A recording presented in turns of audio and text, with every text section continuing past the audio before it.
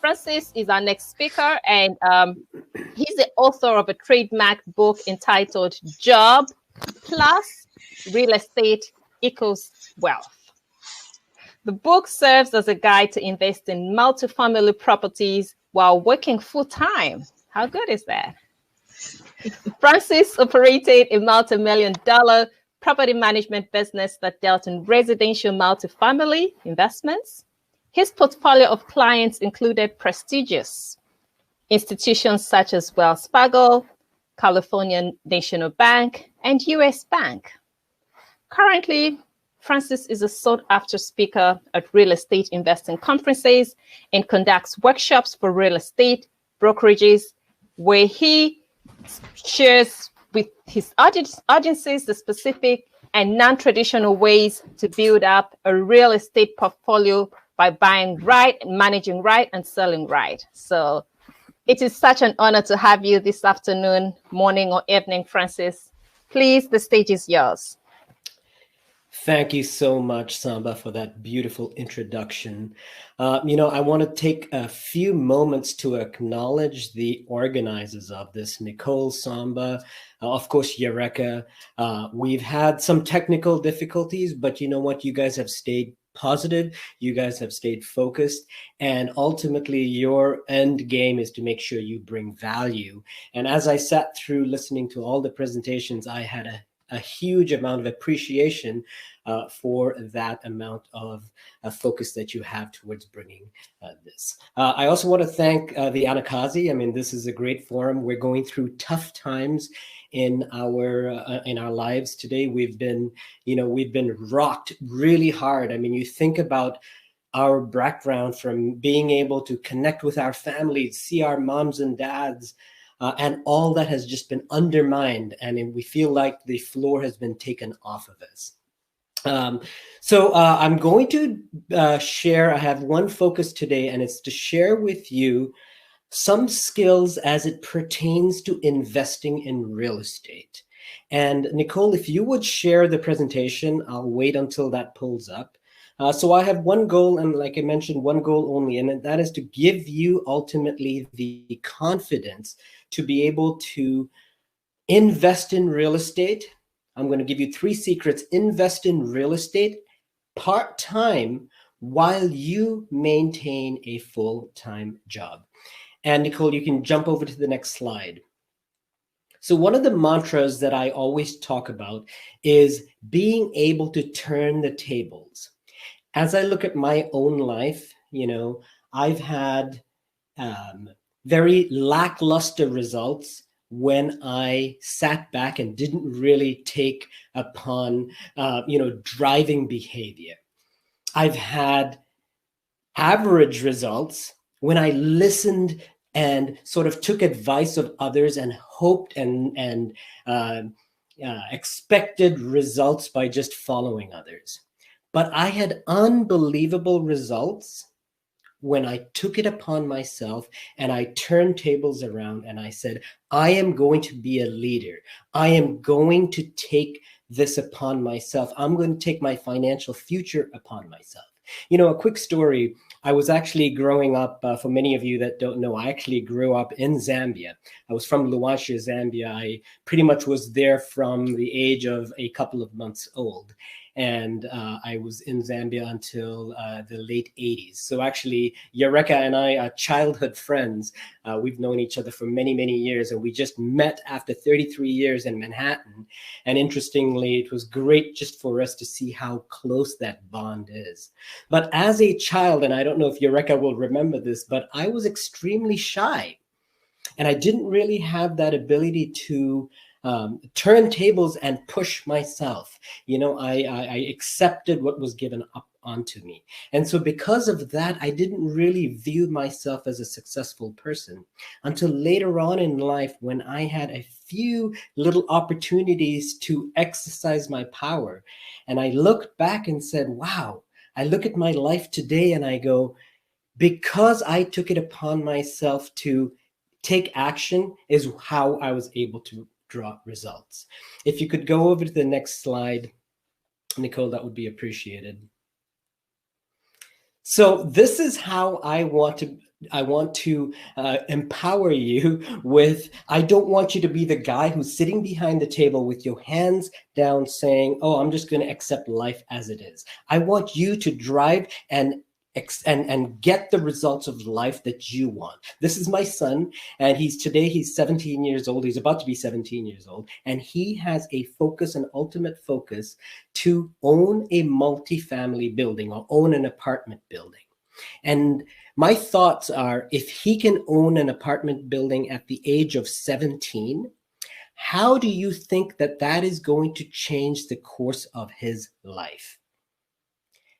Of course, we know that it's going to be positive. If I look back at my life and I say, hey, if I was 30 years old and I had bought a property when I was in my teenage years and I owned that property outright today, think about the financial impact that that would have to me as an individual. So this is what ultimately my goal is. I want to give you a framework in the short 10 minutes that I have to be able to drive results and invest in real estate as a part-time venture. So if you could advance over to the next slide, Nicole. So we're going to cover 3 areas. The 3 areas are mainly the 3 pain points that many clients that I have seen. I have represented over 1,000 clients in my property management business. I myself made each and every one of these mistakes that you see. And they're not really mistakes, but they're life lessons. These are challenges and pain points that anyone wanting to get into real estate has at some point down in their career. The first one being, I want to invest in real estate, but I do not know what to buy.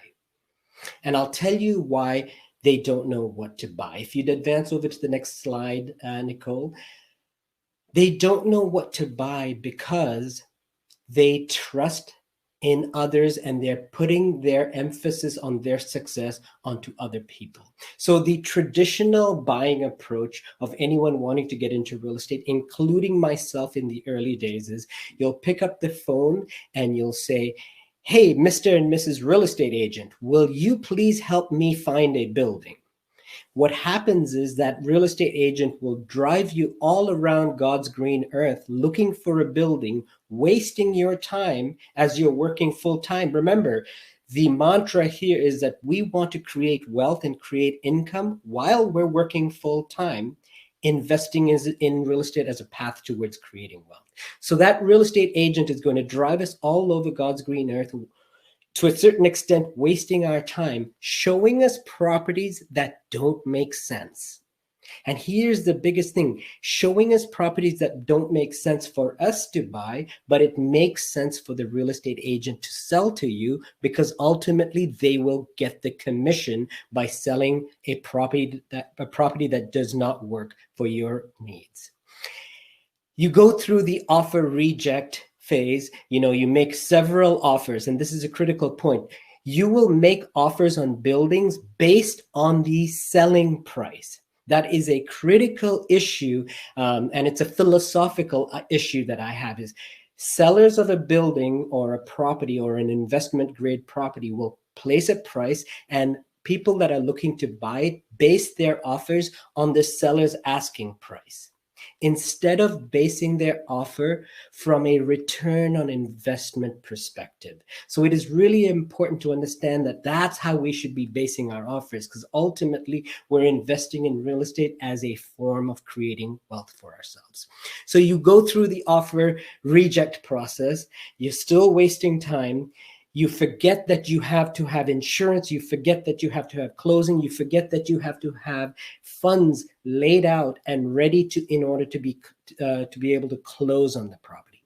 And so what I'm trying to say here is there's a lot of confusion, and because people don't know what to buy and they don't know how to base their offers, they waste so much time. And then what happens is they get sick of the process and they ultimately don't end up buying anything. And it's a risky thing, and it's a risky statement not to take action, because inaction sometimes is worse than action. What happens is with inaction, if we don't take action and we don't live the life that we want, we look back and we have regrets. And my intention is not to have any regrets in life because we have one shot at this. So if there's anything that I say is a write me downer, guys, it is, you know what, you have one shot at life, have no regrets, make sure all those wheels are turning. And Nicole, if you would turn the slide, I would appreciate it. So how do we overcome that?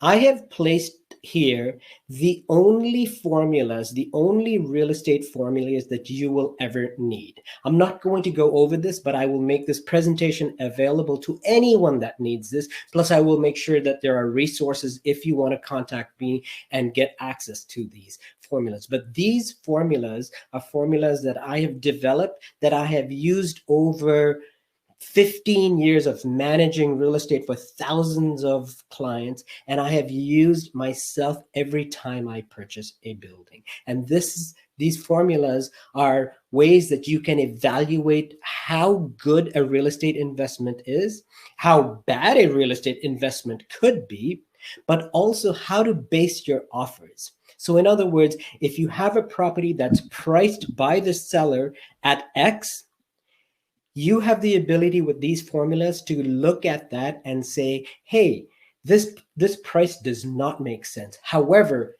based on a return on investment, here's what number makes sense. It also helps you negotiate with a bank. There's a formula in there known as DSCR, debt service coverage ratio. And this is how a bank is going to look at you as they extend financing for you to be able to buy a piece of real estate. So that's the first one, is don't get caught up in the confusion of people driving your bus and telling you how to do things, but make sure that you have these real estate formulas so that you ultimately are driving the bus. Nicole, if we could advance over to the next slide.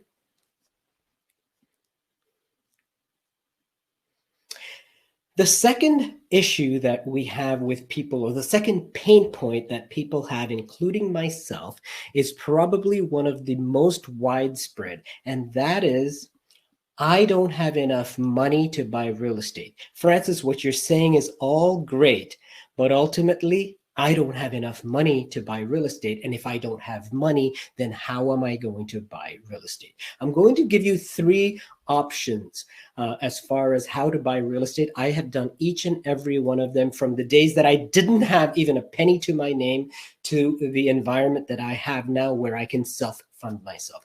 So the first is traditional financing. This is traditional bank financing. In today's environment, traditional bank financing with COVID is a little bit tight, so it is hard to get traditional financing. Now, one of the components of traditional financing is that you need to have, for real estate, you need to have anywhere between 20 and 25% of the purchase price ready in your bank to be able to put down as a down payment, because the bank wants your skin in the game. They want to make sure that you're vested and you have a financial impact and financial skin in the game on that real estate asset. So you need to have 25% down.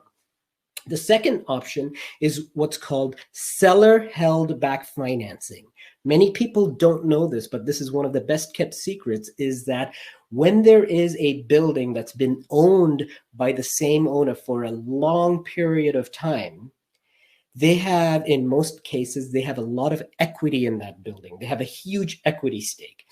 And it behooves that owner to sell that building outright, because by selling that building outright, that seller will be impacted very negatively with the tax implications. I myself have gone through that recently. I've sold a building and I neglected to realize the fact that I should have done seller held back financing, and I had to suffer the consequences of huge tax consequences for that. So if you can find owners that have held on to properties for a long period of time, you're able to do what's called seller held back financing. In other words, the seller allows you to get into that real estate asset with less money in, because they are taking a risk position. The third is the example that we have here, and that is called private financing. Private financing is actually an area that I did not even know existed until I utilized it first. And I remember the first time I used private financing, I was so fearful of the concept of private financing because I always had this notion that, you know, private money is also known as hard money. And if I don't pay my hard money lender, they're going to come with a baseball bat and they're going to break my knees.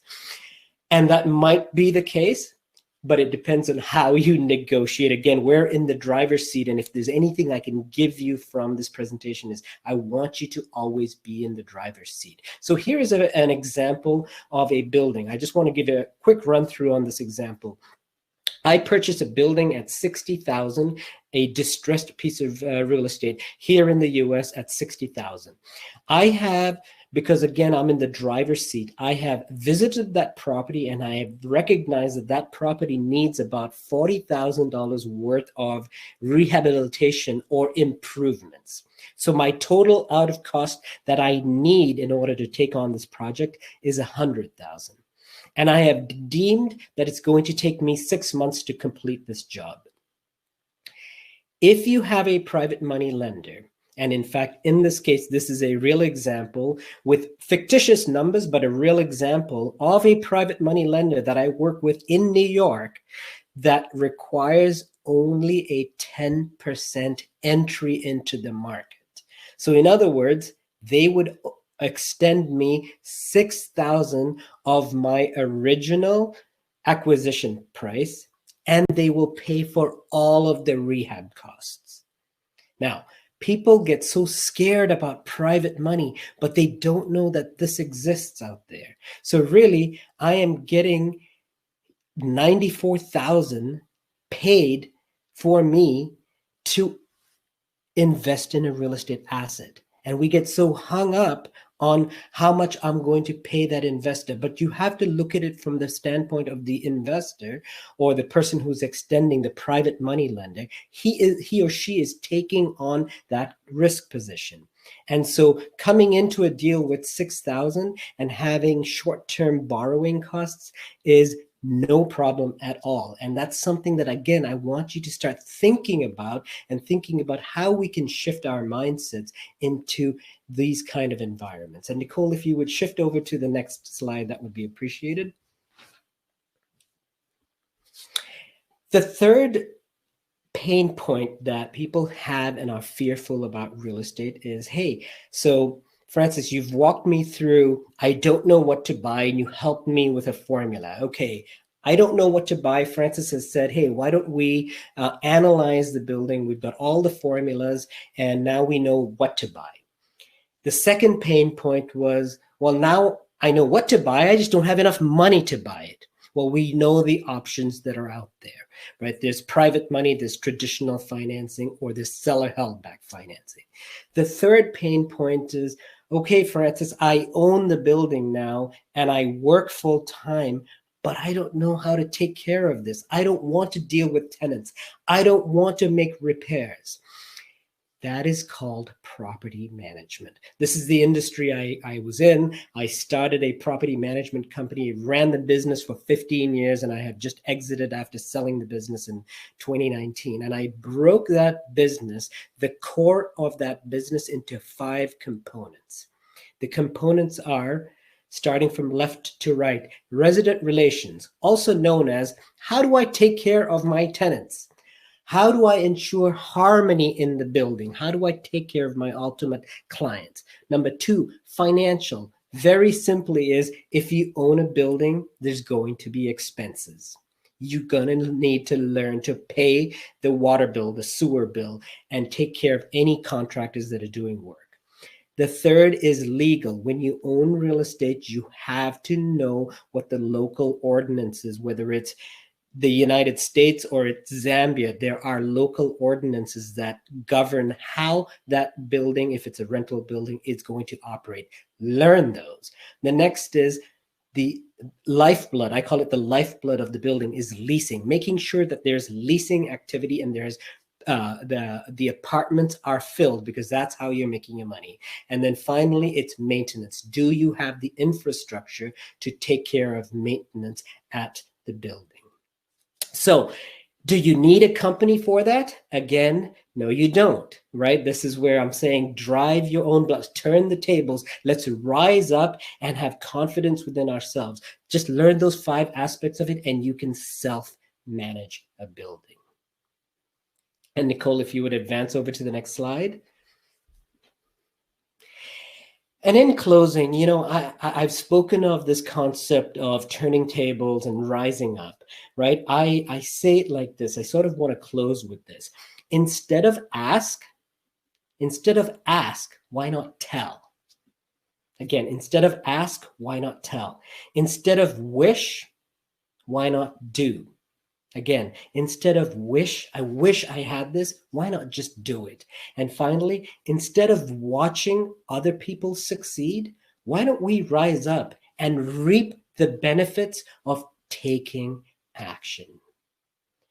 I hope this was of value for you guys. Nicole, if you would advance over to the next slide. Like I said, there was only so much time that I had to be able to share, you know, this, you know, I'm so passionate about the industry that I'm in. I only had a fixed amount of time, but feel free to reach out to me. I've given you my handles over there on Instagram. I am #HowMuchWillIMake. The next item there, or the next icon there, is actually called Linktree. You can access that Linktree through my Instagram. And if you go in there, there's a section that says free access to real estate investing videos. It goes over those formulas in great amount of detail. So feel free to go through that. And of course, connect with me on LinkedIn at Francis Fernando. I appreciate the time.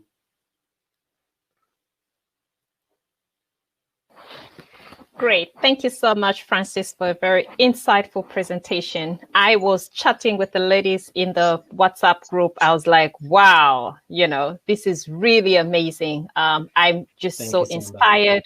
Yeah, I'm so inspired. And I hope that the many people that are listening in and watching this broadcast are also inspired. I have 2 questions that have come through the chat, and I would like to ask those. Sure thing. So the first question is from Violet, and she asks, what are your thoughts on focusing solely on duplex or quadruplex investments rather than single family homes or townhomes? So that's one question. It's US specific. And then the other question is Zambia specific, I think. It goes like, can Francis advise to buy or to build? Sure. So I'll take the first one. As I look back at my career, my first building that I bought was a single family home. And I always share, it was a condo, very much like a single family home, basically a standalone. And that asset does very well for me today. I still own it. I bought it over 20 years ago, and I have paid it off. So I have a traditional side of me that I paid that off. As I look back, I always go, wow, what if I bought 2 units or 3 units, right? Economies of scale. So my question to, my sort of response back to the individual who asked the question is, I highly recommend a duplex or a triplex. But then I also will challenge you to say, well, why stay at a 2plex or a 3plex? Ultimately, the investments that did really, really well for me were the 6 to 8 to 12 unit apartment buildings, because the larger you go, as long as you have the mechanisms for property management, the larger you go, the incremental amount of money that you need to put down is really not that much more. Right? You know, it's sort of the BJ's concept, right? You buy it in bulk, you're going to get that much of a return on investment. But you know what? I highly encourage duplex, triplex, even a single family home. Absolutely. And Samba, what was the second question? Sorry, Samba, I can't hear you. I muted myself. Oh, no worries. Yeah, so the next question was, can you advise to build or to buy property? And then there's also, okay, so to build or to buy. Let's go with that one first before I go to the others in the chat. Okay, so again, building or buying, and this is no matter if it's Zambia or this is global, right? Because numbers are global. It all depends on your return on investment, right? So if your capital outlay to build is that much less and you're getting a newer product, right, which is going to have less on your profit and loss, right? There's the capital outlay, but there's also the maintenance cost to maintain that. When you build, the building is brand new, so your capital outlay may be high, but your maintenance costs are going to be low. So if the construction cost, if you're in an environment where construction costs are low, I say build. Right? In the US, for depending on the region that you're at, building, and because labor is so expensive and material and resources are so expensive, sometimes it makes sense, depending on where you are, to buy existing and then rehabilitate the property. That's very, very insightful. There's another question that has come through. Do you have to wait to pay for one property before you look for the next? So that is a, so I have a traditional side of me, or a conservative side, and then I have an aggressive side. So I hate the answer, it depends, but I'm going to start off by saying it depends.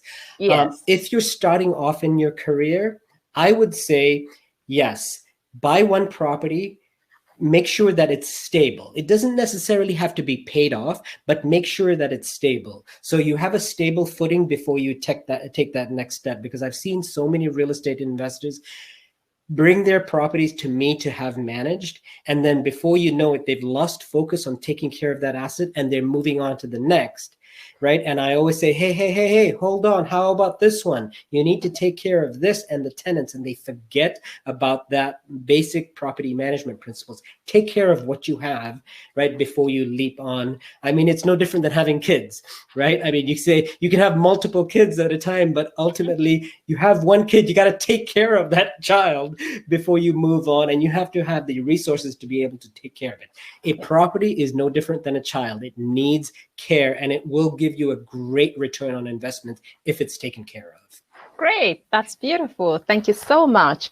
I'm trying to see here if we have some more questions. I can't see any more questions. I would really love to thank you so much for spending this time with us, changing our perspectives about real estate and about wealth building. So thank you so much. And I quickly looked on Amazon to look at the book. I'll make sure that I get a copy of the book.